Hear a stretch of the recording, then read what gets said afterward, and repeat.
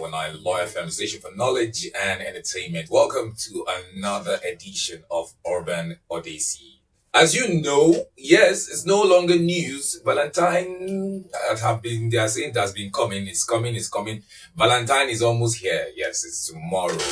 And tomorrow is the 14th of February. And it's going to be another time where there will be so much exchange of gifts. There will be love in the air. Some people will be, chopping breakfast tomorrow, while some people will be getting happy gifts tomorrow. A lot of things happen every Valentine's Day. Tomorrow is that day that you will know if that your boo is your boo, or if that your boo has another boo somewhere. I decided that I was going to have a Valentine's special. Yes, I decided I was going to have this Valentine's special where I would talk about the good, the bad, and the ugly.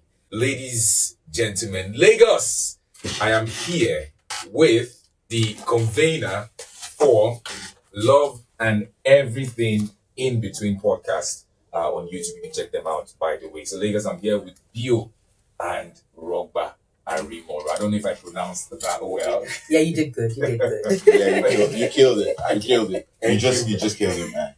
Thank you very much, Lagos. And yes, that's the show for today. It's going to be amazing. Like I said, it is the Valentine special, the good, the bad, and yes, the ugly. How are you guys doing? We good. We're good. Thank you for having us. Yeah. And my first time here, so thank you. Yes. So, Rob, obviously, he's been It's here. not my Yes, first time. I've been very jealous, but I won't say anything. Let me start with the man now. Okay. Usually, this is the time when a whole lot of things happen. There's the love part of it, there's the chaos part of it. Yeah. And I'm using Lagos, let's just use Lagos, where we are right now, our environment, to just talk about, have this conversation. Okay. How would you say it's been for you, your experience, your overall experience of what Valentine's has been for you and what you've seen around you happen, with this moment, with this season called Valentine? Okay, so first of all, I think people are a bit too obsessed with one day. We don't really do Valentine anymore in the way that people do it, because we realize that love is about the everyday. So we have Valentine every day. We don't wait for one special commercial day where everybody is trying to sell and everybody's trying to buy to prove to each other that we love each other. We recently just came back from a getaway because we had spent 1 week just working, and I was like, what's going on? And she was like, no, we can't do this, and we went off on a So weekend. you guys have had your Valentines already, sir? Well, we'll have a Valentine today, sir. We'll have Valentine tomorrow. You get? So I think people are too obsessed with that one day. People are too obsessed with the symbolism of Valentine and not obsessed enough with the meaning, because it is beyond the gifts that you're going to get that day. But there are actually days that she will just come home and say, guess what, I bought you something. Or there'll be a day where He might have been saying he wanted something for a while. Yeah, I'll just open a box and something is there. And it's why? For no reason. It's just because I love you. For ladies especially, I don't want to Generalize. But most times, ladies are really, really crazy about gifting. Why did you, have that thought that it's not necessarily about that particular day? Yeah. Is it based off of the fact that you guys have been together, for a long time, or you already know that you guys can receive it? Or is it an understanding thing? What's it for you? So for me, first and foremost, it's very funny because my love language is gifting. I love gifts. So to now say that, okay, we don't exchange stuff on Valentine was very intentional for both of us, because one, like he said, every day should be your love day. Sometimes it doesn't have to be those big gifts. It can always be the little things. So like he said, or like I was saying as well when I chipped in, was he might have been whining once in a while, saying, oh, I want to eat grills. I want to eat grills. I want to eat grills. I want to eat grills. But he doesn't have the time to order it. Yeah. Before he knows it, a delivery person can call and say, oh, I'm delivering something. For him, he appreciates act of service. So those things actually come in place. So when both of us came together to say, okay, we are not going to make a big deal on Valentine's Day, is because we know that there are other days in between. There are times that circumstances would have happened. He might not be financially buoyant. Will I now hold him responsible to that? No. He can make it up to me 2 years down the line and it will be better than that year. Yeah. You understand? So it's all about compromise at the end of the day, and knowing that this person is for me. I might not need a gift that Valentine. I might just need an encouragement. He knows I'm going through something. I'm here for you, baby, no matter what you want. That's enough. There's a lot of negativity in the air. A lot of people giving up on love. Yeah. Especially the youth right now. A lot of people giving. There's so much, It's merchandising, transactional. transaction Yeah. going out there. Can true love really last a lifetime? My brother of wisdom has lived more years than me. I love it. My senior. He's here now that I'm senior. And he gets Daddy, some wow. other places and they tell me, say, excuse me. I honestly think love can last a lifetime. Yeah. Wow. And why I think that is because I've come to realize in my very short time on earth, in marriage, that that love is not about emotions, it's not about feelings. And that's what a lot of people think it's about. Love is actually about decision making. Love is actually about being intentional. So think about this. I wake up today and this woman that I married that had figure eight, she's always here on fleek, everything. And then she now gains weight. Am I going to love her any less? No. What if those things that I used to find cute have now become irritations? Do I stop loving her? What happens when your kid dies? But the thing is this now, we're in a generation where their own prayer right now, or their own thoughts is for better, for better. Can't we have the for better, for better? Why must you include The worst. the worst? Because life will happen. And because they are still being emotional about About love. it. We've all seen the Disney movies, we've all read Those are Harlequin romance and all that. Yeah. And they keep selling us that perfect, happily You ever see after. him, Everything is just it just perfect. works. No, life isn't perfect. Life is not like that. You have siblings. You love them. Even when they are Annoy not you. lovable. There will be times when your partner is not going to be lovable. Do you decide, oh, you know what, I'm going to just switch it up? I read something recently that was very interesting about how, love has become a disposable thing. Social media, the internet, dating apps has given us the impression that there are so many options. If this person just drops ball, I'll move on to the next one, on to the next one, on to the next one. But you never really get to drill down deep into commitment. Love is not about the emotions. It's not about the gifts. It's about commitment. It's about Intention and choosing this person. someone every single Good day. day. So that will take me to my next question now. How have you guys allowed social media not to impact negatively in your relationship? How do you guys not allow social media impact so much negatively On our in union? your union? So I think for us, we were just intentional. So I'm not a put myself out there kind of person. Okay. I consume social media, but I don't put myself. So he's one that likes posting, writing big epistles to me. I don't know how to speak English. So, but It's love language. but we came together and just like, you know what? I know there was a period I came to him and I was like, I'm really scared. There's so many divorces happening. Yeah. We felt we've experienced it with friends that we all got married the same period that are not together, so obviously it affected us. We spoke about it like, okay, in the event that maybe we go down that slide, I'm not solely responsible for the children. I'm going to split it. One term you have them, one term I have We're them. not going to When you're put applying for anything visa, against each other. please put me in the application so that if I have to go, we had that conversation. Wow. We will make sure that we work more at it. So, and I know that with that, it helped us. So anytime I feel like anything I see on social media starts getting to me, I come back to him because he's my safe place. It's not my story. It's not my story. So it's not necessarily my headache. That's how I see it. So I think maybe I live in a bubble. I speak about it. If we can't address it, give it time, come back to it again, because I need to get an answer to make me move forward. Then if I know that it's affecting me, I go off social media. I take a break because I want it to impact your journey. So that is why I agreed to do the podcast with him, because I was like, you know what? Things I have gone through, if people had told me about it, I probably would have handled it better. Once I feel like it's not going to affect your story or take you anywhere, I don't put it out there. Whatever is happening with anybody, it's not my headache, because I'm not going to give you what is not your headache. Social media is snapshots of a person's life. Life is not my It's not real life. So I can make everybody think that my marriage is perfect. And then someone out there is going to see that and think, oh my God, this person is doing this. What am I doing with my life? That's number one. Number two, we're ambassadors of love. That's how I see us.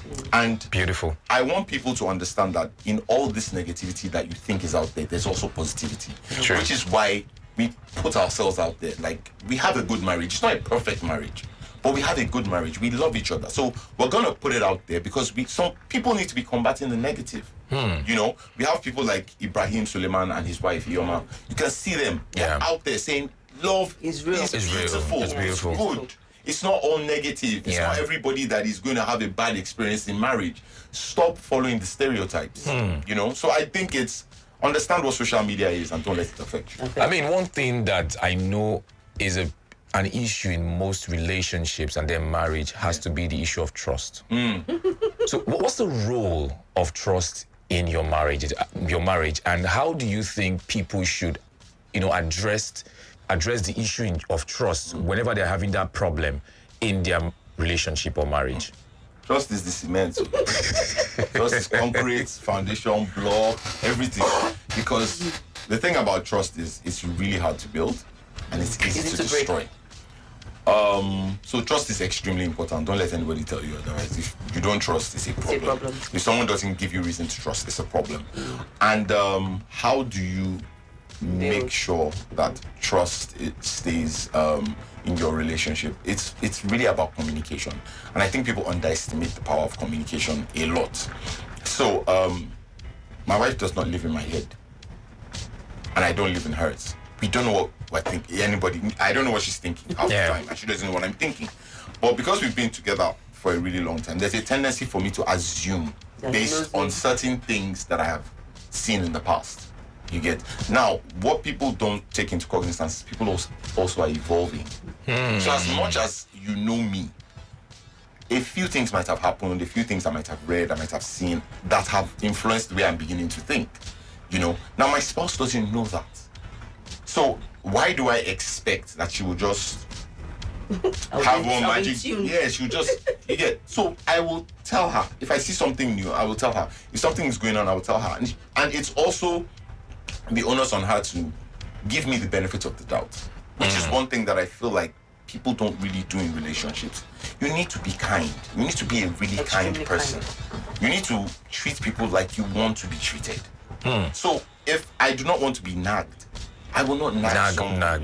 If I do not want someone to think I'm a liar, there's no point lying. Do you understand? So there's nothing that you cannot resolve with communication. As long as you keep those lines open, trust will stay. Once you begin to hide or keep, or that's where the problem become starts. shady. Yeah, that's where the problem starts. Okay, now let's talk about distance in relationships. So many people have said that distance in relationship is not healthy because it somewhat promotes Physical cheating. distance? Yes, physical distance. It somewhat promotes cheating. And to so many, cheating is like a deal breaker for them. And when you're in a relationship with someone and cheating is your deal breaker, you are easily triggered. Yes. Little things could trigger you. Who sent you this message? Who liked your? So many girls are liking your picture. This and that. Lots of triggers here and there to make the relationship some sort of toxic. Yeah. How can partners handle, this whole distance thing in a relationship? And do you even advise it? Do you even advise distance in a relationship? I need you to just be honest here. I'm going to let her take a huge part of that because we have slightly different views. I know that for women do not like distance. No, and that's the strange thing. We have slightly different views. Okay, let's hear. So I personally I don't believe in distance. I don't. I'm not a long distance person. I'm married. I've tried it once. It didn't work out. So I'm not going to do it again. Together. We are going to be apart. Let's know what the time frame is. Let's fix the time frame, and we do that. I was going to start with a story. Let's hear. Somebody also has a different opinion, so let's have to. So I was going to start with a story that when we first got married, I was like, oh yeah, so there's this course I want to go for. It's going to be like 6 months. It was 9 actually. No, it was 6 months. Oh, okay. It was 6 months. I was going to go for 6 months to South Africa. And so when I'm done, I'll come back. And I was like, so are we going together? I'm like, no, it's like, I don't understand. Like, I want to go and come back. He said, no, anything longer than 3 months. I'm sorry, I'm not interested. I had to turn it down because we couldn't financially accommodate all of uprooting him to go. And I was like, well, you turned down. Yes, I did take the course. Yes, because he was like, if I go, Wow. yes. 6 months. So So I was like, so it was like a reality check for me. I was like, oh my goodness, like, okay, maybe this married thing is not what I thought it was. Like, you know, so How did you feel? I won't lie, I was hurt, but he explained, and I was like, okay. That I said we couldn't financially, and like we just got married, and I had a kid. Like, okay, so you just want to leave me with the child, go for 9 months, and think you just come back. Like, I don't understand. He's not saying that he's going to cheat or anything, but this is life. Like, Yeah. time difference, hours. I'm going to be with the child. If I don't pick your calls, you not say, oh, what am I doing? Not knowing that I might be trying to sort out the child that you left me with. You understand? Like, this is a union thing. We didn't speak about it before marriage. So if we had spoken about this, then would have put things in place to accommodate you going, coming back. So it now had to take me that part of, okay, no, now I have to now rethink this, you understand, to accommodate. It's not just me again. I'm not just a solo person. I am actually somebody's responsibility. And it's also in my life. I have to factor that when I make decisions. So for me, maybe now we've gotten more matured about it. So when we talk about it now, we laugh like, is this sex that is really my problem if you're not around? You understand? Yeah. So, but it made me rethink a lot of things back then. And I just realized that, okay, this thing called union, there's a reason why you have to be together. Yeah. Because in as much as you feel like you might be stronger, your partner might not be. And then if you're not that anchor at that point in time there with them to pull them out of anything can happen. You've opened the doors to so many things. Now, if you have an understanding and you guys have talked about it and put things in place, fine, all well and good, because sometimes it's needed. Like, I don't mean needed in the sense of you must be away from each other. It might be like, oh, I want to get papers, I want to do this. I've seen people that have done it and it works for them. So not one people that have done not it one coach. Yes, and not some other people have done it and it opened up a lot of things that they didn't see. Because the reason I'm asking this question is because we have a lot of people that get married. Yes, after they get married, then the man be like, okay, I'm going to go first. I'll go first and I'll bring the family. He's not bringing her. And he's away for like 2 years, 3 years, 4 years, and she's just left in Nigeria waiting. Yeah. And we have cases where, you know, in that process, the woman sees somebody else and begins to give attention. And before you know it, she has fallen for the person. So how do we, you know, navigate through things like this not to happen? Because you already talked about communication, talking about it before you get into that. What else again would you say, especially for people that are already married in that situation? Funny you should mention that. We actually have an episode that's going to come up that's a couple that are actually not together. They've not been together for... So even in their dating period, it was long distance. They got married and then 2 years after became long distance. Long distance again. Yeah, long distance again. So we actually have an episode on that on the podcast. It's coming up. They've been apart since they got married. And they have 2 kids. They have 2 kids, so at least 8 years. No, so plus relationship and marriage, we're going to about 10 12 years, yes. But they've made it work. It works. Now, the thing is that the exception rather than the rule. Yes. Because we also know loads of people that he hasn't worked for. I know people that have just been apart for like 3-4 months and problems don't happen. You get? I honestly believe in the maxim of a man shall leave his wife. A man shall leave his father and mother and cleave unto his wife, and they shall be one. You see, that one is a big thing. Also, you have to be true to yourself.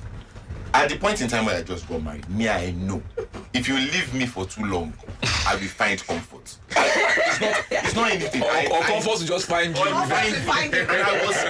I was in an industry. I was in the music industry. I was meeting people. I was going out.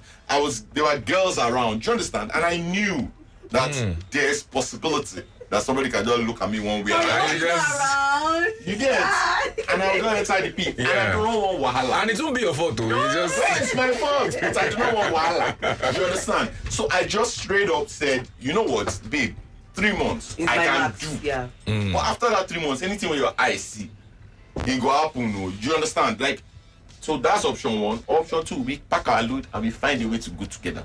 That's it for me. You know, obviously, like she said, we've been through a lot more over time, so things are not as drastic as that. But I've never been a fan of long distance. I'm not saying that it's not possible. But long distance strains something that is already strained. It stresses something that is already stressful. Marriage, 2 of you in a house, is stressful. It's not easy. It's work. Now imagine the person is not there. I know people that have been apart so long that when they finally come back together, it's almost like they are trying to start from the beginning. From the beginning again.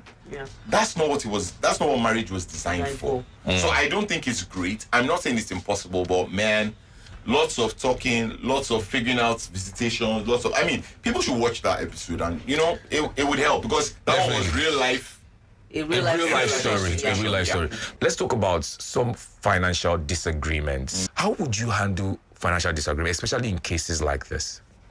So in this particular case, I don't even think that's a financial disagreement. I think that is a fundamental mindset disagreement. And I don't think they should get married. That's based on this example. On this example.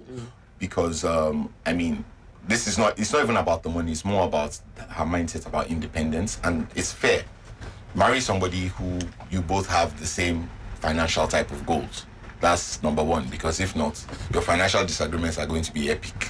Because money, sex, and children are the big issues. Three. Those are the big three issues in marriage, and money is probably number one. Fine. In fact, so we both had different financial outlooks to money. So Okay. I had the fact. So I was a spender. Odogu spender. No, see, Flex. in my era, I was like, Flex. my hand was like this. I never used to hold money. I would go out. I tell myself, please, I've made the money. Why am I going to suffer? I don't understand all those things. He was coming from the fact, he had the belief of, I have to save for a rainy day. I have to keep money. My money, I split it into three. Me, if your money enter our account like this, you will blow know. it. You will know, and I will blow it. As in, I don't spare any. So when you have it, you have it. When you are broke, So we didn't really talk about it before marriage. So I think we just, because he knew that I was not stingy with money. So, and I knew that he was also not stingy. So we just felt like we were on the same wavelength. Then we now got married. Now ask me, so do you have savings? I say, sir, what's that? Not that I didn't know what savings was, but it wasn't something I had practiced. I just like, I might keep money towards your birthday to spoil you. But other than that, unless I have like a target, I keep money for it. So it took us that whole, he does it. I think one day, the way he spoke to me, I said, I don't want to be married to you anymore. Like, you're rude. How can you be talking? I'm a grown ass woman. You can't be talking to You me. were just sad immediately, like, why would he? how can a grown woman not have savings, no investment, nothing? I was I just crying. spending money. I was crying. What's I said, the meaning of that? He like came in and said, are you angry? I said, hey, how would I be angry? Just be talking to me and I said, no, this was what he was trying. So he now had to take me that whole mindset of understanding that everything is not just that day. I used to think every day was a rainy day. So like, no, you have to. So when he sees me playing games and blowing money, these are just looking at me and I say, yeah, I've saved, I kept this allocation for games. It's okay, please let me live my life a little, So those disagreements will happen because we had fights about it. Like, he was very disappointed in me. Like, how can you not have savings? You made so money. You should be able to have kept this, spent this. But like, and I said, but wait. When I was spending the money and you were eating it with me, where do you think that money was coming from? You didn't use to finish. I was under the assumption that you had saved some and you are spending the spender. That's the issue. So it took us having to sit down and now address it, understanding what each person's financial personality was. Yes, you need to know your personality. Are you the socialite spender? Are you you understand? They are different. So if you understand what your financial personality is, when you're coming into a union with someone, you guys will check you now and they'll now make a compromise and say, okay, you know what? I'm the kind of person I feel like if you know how much I spend, my responsibilities will increase. So I'm not going to tell you my real figure. I'm just going to tell you the things I will do. I'm paying the children's school fees. I'm doing this. I'm paying the rent. I'm doing that. This is what you will do. What do you think you're comfortable with that? Then you bring that to the table. So it's not some people are comfortable not telling their spouses what they own. Me, we tell each other because we already have that line of open communication and trust. So he knows how much I spend. He knows how much I make. I know how much he makes. I know where he has kept money. At a point, it was so bad that he had to change his passwords and stuff to my password, so I'll remember. Wow. Yes, because I'm telling him. When he asked me, he said, if anything happens to me, do you know what the password of the something is? I was like, eh? He said, These are the issues. These are the issues. You And those understand? things need to be discussed. They are very Like important. you said, Yeah. financial personalities, two people are coming together. You are building something together. Yeah. And everybody has to chip in. Whether it is with their savings, whether it is with investments, whether it is whatever, but everybody must be working towards one goal. singular goal, which is financial freedom. Savings for a rainy day, making sure the children go to school, sorted. etc. Yeah. So because of time, let's take this one message, one question. So this one says, hello, Manny. Please, I have a question. This is Nancy, by the way. She says, I have been dating this guy for 2 years, but he's not currently living in Nigeria. Okay. He insists on us getting married this year, but I fear our distance. That's just what she said. That's so. So, that's in other words, I think she's trying to ask what should she do at this point? Because this person has been away, that she's been dating for 2 years. Yeah. But she's scared that the distance is a probably problem. Yeah, a problem, and she doesn't really know this person. Like, That's valid. you know. Yeah. So what I would say is, like you said, that's very valid. She has a very valid fear, and if she doesn't think she can handle it, then there's no point doing it. That's the truth, because it is better for her to not to have a broken relationship, broken engagement, than for her to get a divorce. Because the truth of the matter is, if she goes into something she's not mentally, physically, emotionally prepared to handle, it's not going to work. It's just not going to work. So I actually have a different approach to what you're saying. So for me, if you're dating someone for 2 years long distance, they've probably done video calls, you've seen what he looks like and all of that. But because another thing that was going to come to my head was, is she physically attracted to the guy? So now, wherever he is at, wherever he's located at, is it somewhere she can get a visa to go visit, or like on a holiday? Visit him, see him where he works, because long distance, you've never seen him, you don't know what he tells you, if it's true or not. It could be lies, you understand? But what if she's seen him before? And so we don't have that information. So I will go around it a different way. So if it's somewhere that she can get a visa and go on holiday, make it a holiday, go see this person, spend time, talk to this person, because most times phone conversations don't really cut it, because I can see his reaction to some questions. I can tell immediately how he feels to some certain things, and I'm kind of in his space but not living with him. Get an Airbnb separate from where he is, because God forbid, let's not go and turn to ritual, because this is, you can never be too sure. So, but do you understand, if it's something she can plan a holiday with around, go see him before she actually makes a solid commitment or decision. All right, we gotta go, guys. This is so sad. I'm so happy that I had this couple on this show today, and we've been having so much fun. But before I let you guys go, please, final words for people in Lagos that are planning to do their Valentine, or some are even trying to get into a relationship and all that. I've heard this saying that there's no love in Lagos. In fact, the cavemen had that song, and they sang that song. They say they know they love for Lagos. But hey, what would you have to say to, just like final words from you both, and let's hear from you. You go first. You're a wise man. I would just say that as much as you're looking for love, be prepared to give that same level of love, the type of love that you're looking for. Wise words. It will come back. It will also come back. Be prepared. It's easy for me to say, I want to marry a billionaire. Am I a billionaire? Am I billionaire wife material? Or am I billionaire husband material? Or do I even have a billionaire mindset? Do you understand? Exactly. So prepare yourself for that. That is the only way that it will work out. Beautiful. Okay. You attract what you give. I don't know if that makes any sense, but basically, like, almost to buttress what he said, if you want a particular type of thing, give it as well.